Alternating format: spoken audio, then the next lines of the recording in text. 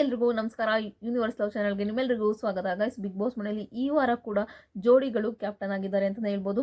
ಹೌದು, ಕೊನೆಯ ಟಾಸ್ಕು ಜೋಡಿಯಾಗಿ ರಘು ಮತ್ತು ಗಿಲ್ಲಿ ಅವ್ರು ಗೆಲ್ತಾರೆ. ಅದೇ ರೀತಿ ಇನ್ನೊಂದು ಜೋಡಿ ಅಲ್ಲ, ಇವರು ಸಪ್ರೇಟಾಗಿ ಗೆಲ್ತಾರೆ, ಕಾವ್ಯ ಮತ್ತು ಸೂರಜ್ ರವರು. ಆದರೆ ಇವ್ರನ್ನೂ ಕೂಡ ಈಗ ಒಂದು ಜೋಡಿಯಾಗಿ ಮಾಡಿದ್ದಾರೆ ಕ್ಯಾಪ್ಟನ್ ಆಡೋದಕ್ಕೆ. ಗಿಲ್ಲಿ ಮತ್ತು ರಘು ಒಂದು ಜೋಡಿ ಆದರೆ ಕಾವ್ಯ ಮತ್ತು ಸೂರಜ್ ಇನ್ನೊಂದು ಜೋಡಿಯಾಗಿ ಕ್ಯಾಪ್ಟನ್ ಟಾಸ್ಕ್ ಆಡ್ತಿದ್ದಾರೆ. ಕ್ಯಾಪ್ಟನ್ ಟಾಸ್ಕ್ ಏನಂದರೆ, ನೀವು ಆಲ್ರೆಡಿ ಸೀಸನ್ 10 ಸಂಗೀತ ಶೃಂಗೇರಿ ಅವರ ಒಂದು ಸೀಸನಲ್ಲಿ ನೋಡಿರ್ತೀರ. 4 ಕೈಗೆ ಒಂಥರ ಬಕೆಟ್ ಥರ ಪೀಸ್ಗಳು ಕೊಟ್ಟಿರ್ತಾರೆ, 4 ಪೀಸು. ಆ ಕೈಗೊಂದು ಈ ಕೈಗೊಂದು ಜೋಡಿ ಇರ್ತಿರ್ತಾರೆ, ಅವ್ನ ಕೈಲೂ 2 ಪೀಸ್ ಇರುತ್ತೆ. ಅವರು ಬಕೆಟ್ಗಳ ಥರ ಮಾಡ್ಕೊಂಡು ಅವ್ರು ಯಾವ ವಸ್ತು ಹೇಳ್ತಾರೋ ಬಿಗ್ ಬಾಸ್ ಅವರು ಅದನ್ನ ತಗೊಂಡು ಬಂದು ಇದ್ರೊಳಗಡೆ ಬಾಕ್ಸ್ಗಳೊಳಗಡೆ ಯಾರು ಫಸ್ಟ್ ಆಗ್ತಾರೋ ಅವ್ರು ವಿನ್ ಅಂತಲೇ ಹೇಳ್ಬೋದು. ಇಲ್ಲಿ ಒಟ್ಟು ಒಂದು 5-6 ವಸ್ತುಗಳು ಹೇಳ್ತಾರೆ. ಆ 5-6 ವಸ್ತುಗಳಲ್ಲಿ ಯಾರು ಅತಿ ಹೆಚ್ಚು ವಸ್ತುಗಳನ್ನ ಫಾಸ್ಟಾಗಿ ತಂದಾಕಿರ್ತಾರೋ ಅವರು ಈ ವಾರದ ಕ್ಯಾಪ್ಟನ್ ಅಂತಲೇ ಹೇಳ್ಬೋದು. ನನ್ನ ಪ್ರಕಾರ ಇಲ್ಲಿ ಫಸ್ಟ್ ಹೇಳಿದ್ದಾರೆ ಪಿಲ್ಲೋ ಫಸ್ಟ್ ತಂದಾಕಿರೋದು ಗಿಲ್ಲಿಯವರು. ಅವ್ರು ಬೇಗ ತಂದ್ಬಿಟ್ಟು ಪಿಲ್ಲೋ ತಂದು ಬಾಕ್ಸ್ ಒಳಗಡೆ ಹಾಕಿದ್ದಾರೆ. ನೆಕ್ಸ್ಟ್ ಹೇಳಿರೋದು ಇದನ್ನ ಹೇಳಿದ್ದಾರೆ, ಏನು ವೈಪರ್ ಬಕೆಟ್ ಜಗ್ ಹೇಳಿದ್ದಾರೆ. ಜಗ್ಗು ಫಸ್ಟ್ ತಂದಾಕಿರೋದು ಕಾವೇರು. ನೆಕ್ಸ್ಟು ಇದರಲ್ಲಿ ಗಿಲ್ಲಿಯವರು ತಂದಾಕಿದ್ದಾರೆ. ಅವ್ರಿಗೊಂದು ಪಾಯಿಂಟು ಇವ್ರಿಗೊಂದು ಪಾಯಿಂಟು. ಯಾಕಂದರೆ ಫಸ್ಟ್ ಗಿಲ್ಲಿಯವರು ಪಿಲ್ಲೋ ತಂದಾಕಿದ್ದಾರೆ, ಇವರು ಫಸ್ಟಿಗೆ ಜಗ್ ತಂದಾಕಿದ್ದಾರೆ. ಇಬ್ರಿಗೂ ಒಂದೊಂದು ಪಾಯಿಂಟ್ ಆಗಿದೆ. ಮೂರನೇದಾಗಿ ಏನು ಹೇಳ್ತಾರೆ, ವೈಪರ್ ಹೇಳ್ತಾರೆ. ಅವರು ಅಡುಗೆ ಮನೆ ಕ್ಲೀನ್ ಮಾಡ್ತಿರ್ತಾರಲ್ಲ ಅದನ್ನು ಹೇಳಿದ್ದಾರೆ.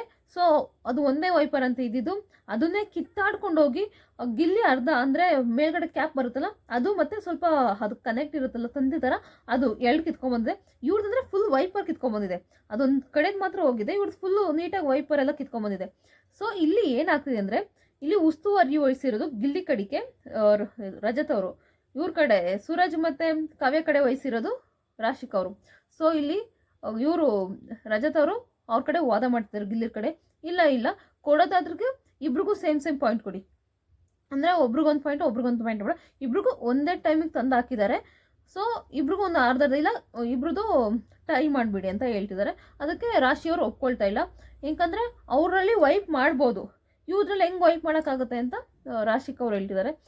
ಇದಕ್ಕೆ ಕಾವ್ಯ ಕೂಡ ಗಿಲ್ಲಿ ಮೇಲೆ ರೇಗಾಡ್ತಿದ್ದಾರೆ. ನೀನು ಹೆಂಗೆ ಮನ್ಸು ಬರುತ್ತೆ ಗಿಲ್ಲಿ ಹಿಂಗೆಲ್ಲ ಹೇಳೋದಕ್ಕೆ, ನಿದ್ರಲ್ಲಿ ವೈಪ್ ಮಾಡೋಕ್ಕಾಗುತ್ತಾ, ಸುಮ್ಮನೆ ಒಂದು ಕ್ಯಾಪ್ ಕಿತ್ಕೊಂಡು ಬಂದಿದ್ಯಾ ಅಂತ ಹೇಳ್ತಾರೆ.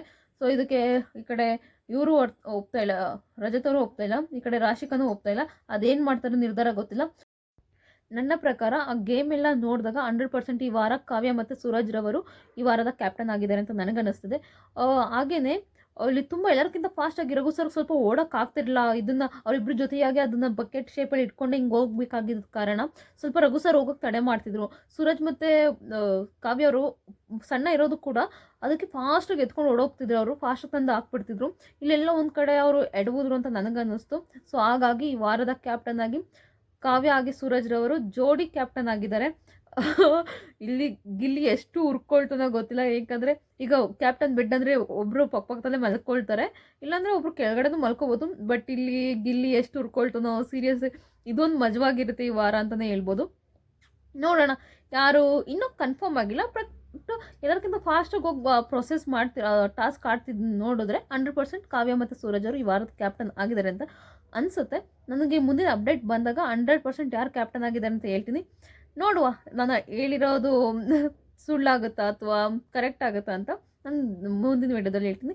ಪ್ಲೀಸ್ ನನ್ನ ಚಾನಲನ್ನು ಸಬ್ಸ್ಕ್ರೈಬ್ ಮಾಡಿ, ಪ್ಲೀಸ್ ಸಪೋರ್ಟ್ ಮಾಡಿ.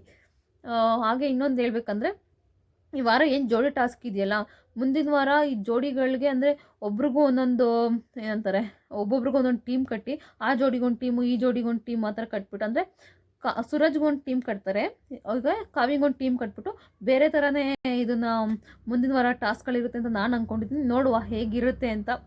ಗೈಸ್, ಇದು ಹೇಳೋಕ್ಕಾಗಲ್ಲ, ಇದು ಜೋಡಿ ಕ್ಯಾಪ್ಟನ್ ಇರ್ಬೋದು, ಮತ್ತು ಇವರಿಬ್ಬರು ಜೋಡಿ ಆಡ್ತಿದ್ದಾರೆ. ಆಮೇಲೆ ಮತ್ತೆ ಇವರಿಬ್ರಿಗೂ ಸಿಂಗಲ್ ಕೊಡ್ಬೋದು. ಗೊತ್ತಿಲ್ಲ ಗೈಸ್.